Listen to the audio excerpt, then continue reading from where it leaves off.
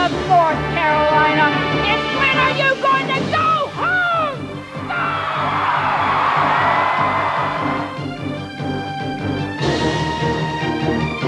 We're dedicated to nonviolence. We want this to be peaceful. We shall not be moved. Gentlemen, please leave. Good evening, everyone. I'm Larry Stogner in Durham. And I'm Chris Clackham in Charlotte. From the WTVD studios in Durham and live from Oxford, Granville County. From WBTV studios in Charlotte and live from Statesville. WTVD 11 News and WBTV 3 News present a town meeting, the hazardous waste decision. For years, we in North Carolina have gotten off easy, but those days are over. Federal law requires states to manage their own hazardous waste. How North Carolina will do that, and most importantly, where, is the steamy issue we are tackling this summer, and it's the focus of our program tonight. And through the magic of television and satellites, we're bringing distant communities together to pick this issue apart tonight. Let us start by introducing our panel who is with us tonight. Dr. Alvis Turner is chairman of the North Carolina Hazardous Waste Management Commission. Dr. Linda Little is executive director of the Governor's Hazardous Waste Management Board. Chris Combs is of GROW, Granville Residents Opposed to Waste. And John Pike, an attorney from Granville County. Also in our studio audience tonight, my colleague Dave Bolick, who will handle and field questions from our studio audience. Right now, let's go to Charlotte. Okay, thank you, Larry Stockner. Joining us in the studio here in Charlotte, the group includes Rob Kirk, who represents the Thermochem Company. He is here to speak for the company that has been selected to build the hazardous waste site in either Granville, Iredell, or the Iredell-Rowan County line. Next to him is Dr. Paul Connett. Dr. Connett is an expert in incinerators. He's from St. Lawrence University in upstate New York. Dr. Connett, thank you for being with us. Also here, Dr. Paul Sako. He's a retired biomedical researcher who lives about 2 miles from a Thermochem site in York County, South Carolina. Larry, also joining me here is my colleague, Brian Thompson from WBTV News. Brian? Thank you, Chris. We have some 50 people in here who live in areas either near this proposed site in Rowan, Iredell, here on the Charlotte side, or, for example, down in Rock Hill, where Thermochem operates a plant, or up in Caldwell County near Lenoir, where there was a plant in operation there for quite a while. People who in one way or another have been affected or stand to be affected if the site does go to Rowan, Iredell County. Also joining us live now from the site up there on the county line, we have the chairman of the 2 county commissions. The first is R.B. Sloan Jr., chairman of the Iredell County Commission, and Newton Cohen, chairman of the Rowan County Commission, and we will be going to them later in this broadcast to hear from them. Chris? They are ominous words indeed. Hazardous waste. They conjure up all kinds of imaginations about what we're talking about. So we're going to define that first. Just what is this thing we call hazardous waste? There are nearly 800 chemicals considered hazardous by the Environmental Protection Agency. But hazardous also means any chemical that could catch fire, is corrosive to skin or other materials, could explode in contact with air or water, or is a toxic poison.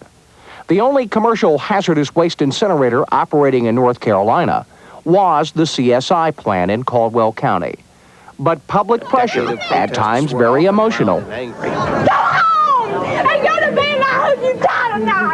caused the plant to shut down late last year. In Pinewood, South Carolina is a chemical waste dump. Under an agreement with the state, North Carolina textile and furniture plants can dump here. But that agreement is in jeopardy. South Carolina is threatening to cut off access unless the Tar Heel state builds the incinerator.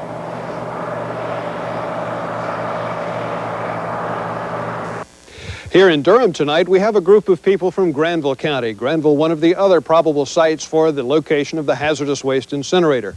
Groups known as GROW and NET, opponents to the hazardous waste incinerator site. Also, we have with us live in front of the Granville County Courthouse The chairman of the County Board of Commissioners, Mike Warren, and also Representative J.P. Green are standing by. We will be talking with them live later on during our program. The question came up that North Carolina is about to get a hazardous waste incinerator, a huge furnace that burns chemical wastes. There has been one incinerator before in North Carolina. It has now been closed. North Carolina has a number of hazardous waste incinerators. Each one is used only by a company to get rid of the waste that company makes. There's only been one commercial incinerator in the state, one that would take chemical waste from whomever wanted to send it. Caldwell Systems was closed, though, by officials in Caldwell County as a health hazard, while state officials tried to keep it open. In its wake is a trail of human misery. I just ain't got no future. I done lost it all. My future right up there in that holler. Well, I had to leave. Truett-Hass's farm was polluted, his wife made sick, and his dairy herd had to be destroyed, he and others say, because of air pollution from the Caldwell Systems incinerator. I'm 27 years old. I got permanent brain damage. Things keep getting worse. My balance keeps getting worse. My nerves keep getting worse. Keith Killian worked at Caldwell Systems and is one of several former employees who doctors say was made sick by exposure to the wastes. Critics, including a state biologist, have claimed the state knew there were problems, serious problems, but covered them up. There was sufficient evidence to investigate the facility. I pleaded. I even did a little cussing, and nothing was done. A new state report acknowledges some of the complaints at Caldwell, particularly sick workers, might be traced to the plant. So it's against that background that some in state government do acknowledge a credibility problem, and angry citizens argue if the state can't be trusted to properly regulate Caldwell Systems, how can it be trusted to regulate the one that may be built in Granville or Rowan-Iredell counties? I'm Dave Bolick reporting from Raleigh. Let's get right into that then now. Let's ask Rob Kirk of Thermal Chem the question, how are you going to operate this plant, be it Granville County or the Iredell-Rowan County line, better than what they did in Caldwell County? Well, I think there's no comparison. The Caldwell incinerator, to my knowledge, had no pollution control devices, was not designed to burn hazardous waste, was designed to burn municipal trash, was converted at some point during its life to burning hazardous waste. From all I've heard about the unit, it really was not designed to do hazardous waste. So there's no comparison between that and what would be built for the state of North Carolina. You do think there were problems at the Caldwell County site, unquestionably? From what I've heard, there seem to have been some serious problems. Brian? I saw one lady back here shaking her head while he was making that statement. Let's go back to her right now. What is your name, please, and where are you from? I'm Diane Hamby, and I live a half mile from SA9. I don't believe that he can honestly say that Caldwell Systems is different. It burned hazardous waste. There is no pollution controls on these facilities. There are none on the Rock Hill plant. There will be none on the North Carolina plant. Well, that's not true. We have a wet scrubber system on our Rock Hill plant. We have instrumentation that measures all the parameters that we need to monitor from our permit standpoint, from a safety and health standpoint, and we monitor those 24 hours a day. We also monitor the air outside of our facility and have voluntarily installed stations to be able to do that. We have some people from Rock Hill here who live near that plant, sir. I'm Jack Lewis from Rock Hill. I talked to Al Williams, which is head of the DHEC department in Fort Long. It took us 3 years to get this company to put in a outside monitoring system, and I asked him, I said, are they hooked up? He says, no. I would like to know what kind of monitoring they are doing besides shooting off their mouth. Real quick, sir. Well, the monitoring on the stack has happened all along. What we've done is gone a step further because of concerns about what might be in the air and installed systems outside of our facility to ensure people that there is nothing in the atmosphere that they should be concerned about. Thank you. Let's go to Larry now in Durham. All right, thank you very much. We're going to go right now to Dr. Alvis Turner, who is with us. You got a bit of a sticky wicket here. No one seems to want this thing, and it's gotten a little bit political and a little bit legal. You've gotten legal setbacks. Can you get this done? I hope we can get it done. I think it's important to the state. I teach hazardous waste management, and I think it's important to treat this material in a manner that will protect the public health and safety. Are you going to be able to meet the timetables? You're getting slowed down by the day. You know, there is no way that I can say here tonight that we will meet that timetable. We will try to meet the timetable. but it is getting more difficult all the time. Dr. Linda Little, how do your jobs overlap? You represent the governor. I'm the executive director of the Governor's Waste Management Board, which deals not only with hazardous waste, but low-level radioactive waste as well. And I'm also the state coordinator of the capacity assurance plan that's required by the federal government of states. I think it's important to realize that the legislation, which passed last May 30th in 1989, stated that the Hazardous Waste Management Commission was to see that there was adequate waste management capacity for North Carolina, preferably through an interstate agreement. But if that could not be achieved, to build a comprehensive facility. If the facility to meet the terms of the agreement is blocked, that does not mean that North Carolina does not have to build a facility. It means building a larger facility. And it means until such time that we have a facility in place, we are subject to bans in states such as South Carolina and Alabama, which receive a large amount of our waste. We do want to go the compact, which is also more inexpensive. Now, not the compact. But the agreement with the other states, what I'm Okay, saying. there's a difference between an agreement and a compact, and this hazardous waste is an agreement. Right. Okay. There's some legal differences. All right. But yes, it's very much to our advantage to go with the agreement. All right, let's check with Dave Bolick in our studio audience. We have a question from the studio audience about what these people are all about. My name is Priscilla Pike, and my question is directed to Dr. Turner and Ms. Little.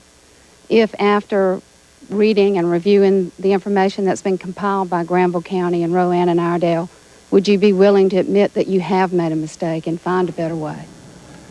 If we were presented with information or facts that were documented, that that information violated any regulations, federal or state, or violated any of the rules that we have set for ourselves, yes, we would be willing to do that.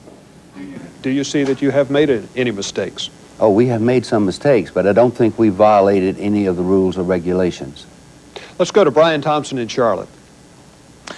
Okay, thank you, Dave. This has been a fierce firestorm, as all of us who have reported on it have seen across the state, and especially in these counties. We see now suddenly that civil disobedience is no longer a dirty word.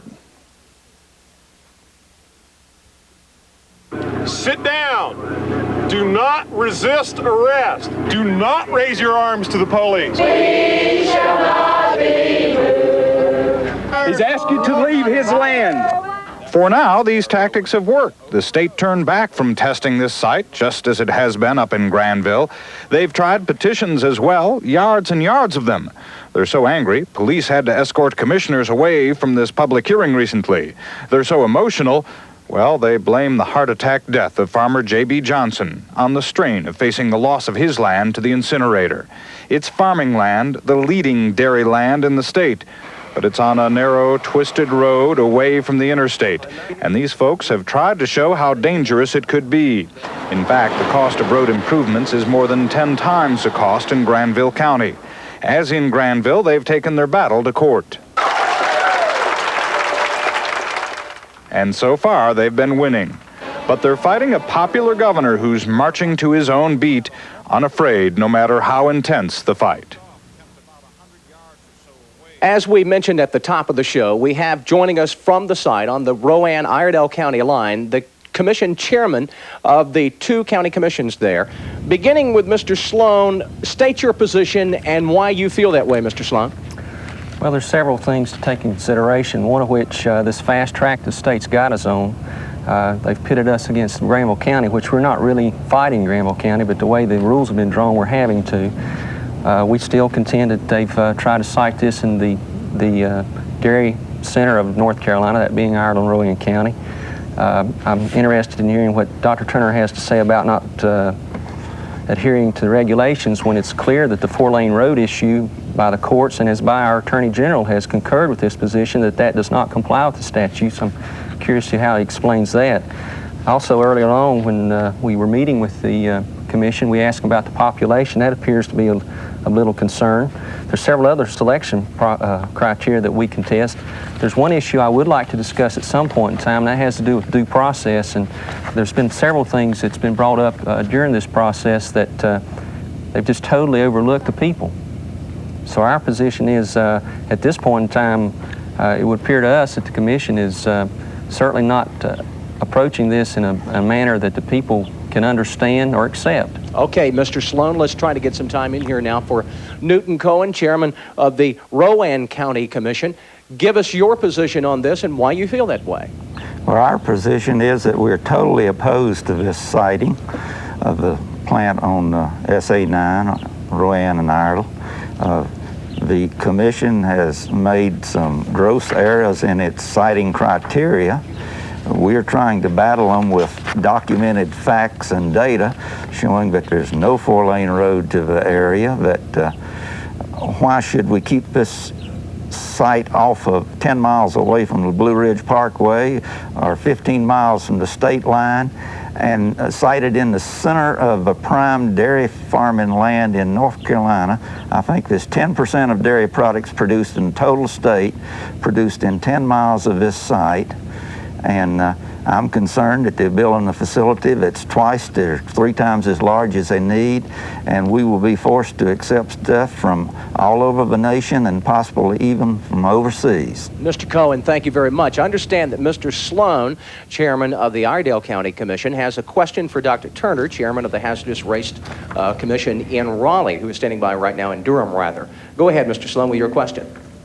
My question has to do with due process, and as an elected official, I've been involved in several public hearings and over some heated issues. On at least 2 occasions, I've been involved in a very heated public hearing.